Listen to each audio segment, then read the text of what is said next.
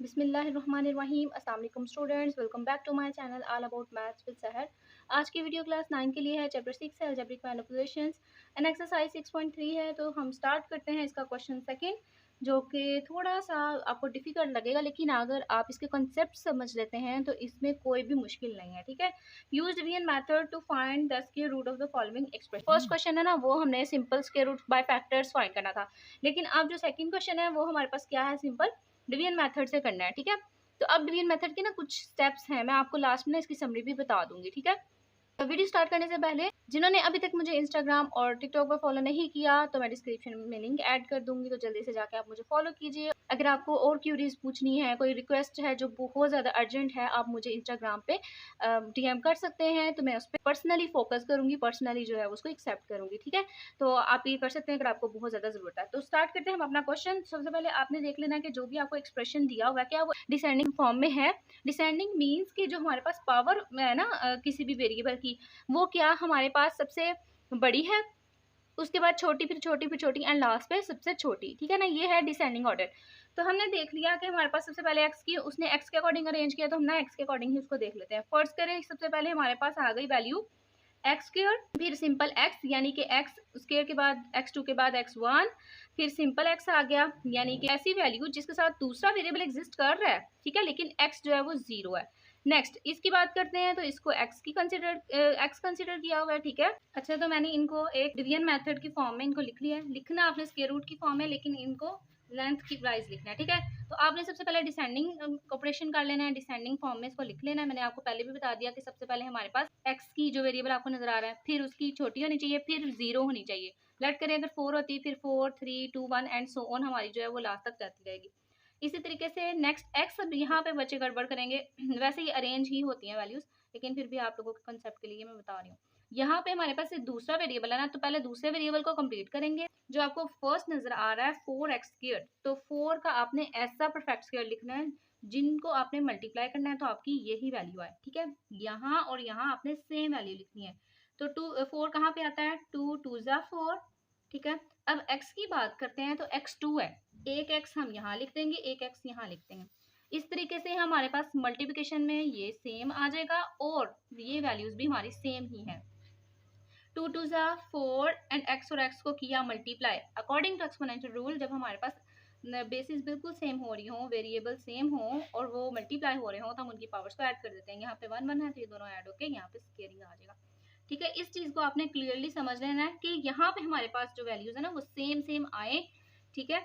तो हमारे पास तभी वो जो है ना परफेक्ट स्क्वायर बनता है। तो ये पॉजिटिव, ये ऑपोजिट होके क्या हो गया, कट हो गया, नेगेटिव हो गया। अब ये आपने दो पेयर्स यानी कि दो वैल्यूज को ना नीचे उतारना है। 12xy प्लस 9y², यहाँ तक तो हमने कर लिया। अब यहाँ पे जो काम करना है ना आपने, वो इसको लेते हुए कंटिन्यू करते हुए आपने करना है। जैसे कि हमारे पास 2x, आपने 2x को 2x से मल्टीप्लाई किया तो 4x² आया। अब आपने 2x में 2x को ऐड भी करना है। तो जब मैं यहाँ पे आपको ना थोड़ा सा रफ वर्क करके दिखाती हूँ, जब आप 2x और 2x को ऐड करोगे तो आपके पास आएगा 4x। ठीक है ना। एडिशन में हमारे पास कभी भी ये वेरिएबल की पावर ऐड नहीं होती, तो हमारे पास सिंपली आ जाएगा 4x। तो मैं यहाँ पे लिख रही हूँ 4x। ठीक है। अब इतना हमने काम कर लिया। अब हमने क्या करना है, 4x के साथ ऐसी वैल्यू को मल्टीप्लाई करना है या ऐड करना है जिससे हमारे पास ये आंसर है। अगर हम देखें पहली वाली वैल्यू को, 4 है ना 4x, तो पहली वाली वैल्यू हमारे पास है 12। तो 4 को मैं किससे मल्टीप्लाई करूंगी कि हमारे पास आ जाए 12। तो 4 3 ज़ा 12x, लेकिन y का मसला है तो मैं यहाँ पे y अप्लाई कर दूंगी, यानी कि जो चीजें मिस आपको नजर आ रही है ना आपने वो लिख देनी है जिससे आपने मल्टीप्लाई करना है। ठीक है। अब मैं इसको मल्टीप्लाई करती हूँ तो हमारे पास आ जाएगा 3 4 ज़ा 12 एंड xy। बट जो चीज मैंने खुद से ली है उसको मुझे ऊपर भी लिखना है। ठीक है ना, आपने ये चीज याद रखनी है। 4x मैंने इन दोनों को ऐड करने से यहाँ पे लिखा। अब यहाँ पे आपने कुछ ऐसी वैल्यू लिखनी है, ब्लॉक आप लिख दें, और वैल्यूज आपने यहाँ पे दोनों जगह पे लिखनी है जिनको आपस में मल्टीप्लाई करने से हमारे पास 12xy आए और ये सेम दूसरी वैल्यू भी आ जाए। तो मैंने यहाँ पे 3y को डिसाइड किया क्योंकि 3 4 ज़ा 12, x एज इट इज, और y भी मुझे खुद से लगाना पड़ा क्योंकि y वेरिएबल एग्जिस्ट नहीं कर रहा था, तो वो खुद से लगाया। अब इनको फर्दर मल्टीप्लाई कर लेते हैं। 3 3 ज़ा 9, y को y से मल्टीप्लाई किया अकॉर्डिंग टू एक्सपोनेंशियल रूल, इनकी पावर ऐड होनी, प्लस 3 4 12, एक्स और वाई सेम वेरिएबल नहीं है तो ये एज इट इज आ जाएंगे। तो अब मैंने क्या करना है, जो आंसर है आप यहाँ पे पुट कर दें 3y, जो ये ब्लॉक वाली वैल्यू है ना, आप एक ब्लॉक वाली वैल्यू इधर पुट कर दें और ये जो ब्लॉक वाली वैल्यू है ना, ये आपने ऊपर पुट कर देनी है विद साइन। साइन को आपने इग्नोर नहीं करना, और जो आंसर आया है वो आप एग्जैक्टली इसके नीचे लिख देंगे, ठीक है ना। साइन ऑपोजिट कट हो गए, ठीक है। अब जो काम हमने इसके साथ किया था ना, वो काम हमें अब ये नेक्स्ट, जैसे कि हमारे पास अब ये हमने सारी की सारी वैल्यू नीचे एज इट इज ले आनी है, ठीक है ना, जो बच गई है। अब यहाँ पे 4x, ये थोड़ी सी जगह कम हो गया तो आप यहाँ पे लिख लें 4x प्लस 3y। और अब यहाँ पे आपने ब्लॉक के अंदर कुछ ऐसी वैल्यू लिखनी है जिनको मल्टीप्लाई करने से सेम हो, यहाँ पे और यहाँ पे सेम हो, जो हमने वैल्यू लिखनी है और जिसने मल्टीप्लाई करना है वो सेम हो, ठीक है। उनको मल्टीप्लाई करने से ये आए, तो मैं यहाँ पे सारा ट्रांसफर कर लेती हूँ। अच्छा, यहाँ पे आपने क्या करना है, देखें 2 में 2 ऐड किया तो 4 आया ना, अब 3 में 3 ऐड किया तो यहाँ पे 6 भी लिख देना है आपने। जो नई वैल्यू आएगी जिससे हमने मल्टीप्लाई करना है उसको फर्दर ऐड भी कर देना है। 2 में 2 ऐड किया 4x आ गया और 3y as it is. Further जब हमने नेक्स्ट में किया तो 3 में 3 ऐड किया, यानी कि 3y प्लस 3y, तो ये आ गया 6y, ठीक है। तो 6y मैंने यहाँ लिखा और फिर से एक ब्लॉक छोड़ा, देती हूँ 4x plus 6y plus block, और नीचे भी ऐसी वैल्यू लिखनी है जो सेम हो और मल्टीप्लाई करने से हमारे पास ये है, ठीक है। तो आप पहली वाली वैल्यू को देखो, 16 आपको नजर आ रहा है, तो मैं 4 को किससे मल्टीप्लाई करूँ कि 16 आए, ऑब्वियसली 4 से, तो 4 नीचे भी लिख लिया, 4 ऊपर भी लिख लिया, ठीक है। फिनिश, जो दोनों ब्रैकेट वाली ब्लैंक वैल्यूज थी ना, उनमें मैंने 4 अप्लाई कर दिया अकॉर्डिंग टू एस्टिमेशन।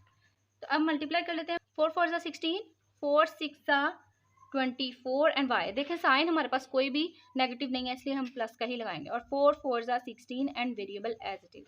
मैंने क्लियरली इनको आपस में मल्टीप्लाई कर दिया, ठीक है। अब मैं आपको बता रही हूँ कि ये आपने लिखना है इस ब्लॉक के अंदर, ये लिखना है आपने +4 ऊपर, और ये जो आंस आया ना इसको आप लिखोगे इसके नीचे, ठीक है। सारे साइन ऑपोजिट कर देंगे, ठीक है, क्योंकि हम माइनस करते हैं ना, जब हम डिवीजन कर रहे हैं, डिवाइड करते हैं कोई भी वैल्यू से, ठीक है, तो हम माइनस करते हैं ना, यहाँ आपको पता है, तो वो माइनस में यहाँ पर अप्लाई कर रही हूँ। ये हमारे पास कट हो गया एंड ये फिनिश हो गया लास्ट पे। अब आपने यहाँ पे सिंपली क्या लिखना है, तो आप यहाँ पे लिखोगे, ये जो है ना, ये आप सारे का सारा एज अ रफ वर्क ले लें, और इसके बाद आपका आंसर आता है यहाँ पे द स्क्वायर रूट ऑफ, किसका हमने स्क्वायर रूट लिया है, 4x² प्लस 12x। सारी वैल्यू लिख लेनी है, और एक स्टेप आप, ये जो स्टेप है ना, ये आप पहले भी कर सकते हो, ठीक है। इसको आप स्क्वायर रूट की फॉर्म में लिख लो, 4x² 24y एंड प्लस 16। हमारे पास क्या आंसर है, जो ऊपर आपको आंसर नजर आ रहा है ना, वो हमारे पास स्क्वायर रूट का आंसर है, ठीक है। मेन जो चीज़ है ना वो यहाँ पे समझने की है, ठीक है। यहाँ पे फर्ज करें आपके पास और भी वैल्यूज आती जाती ना, तो आप 4 में फर्दर 4 ही ऐड करके नेक्स्ट में लिखते और फिर से एक ब्लैंक छोड़ते।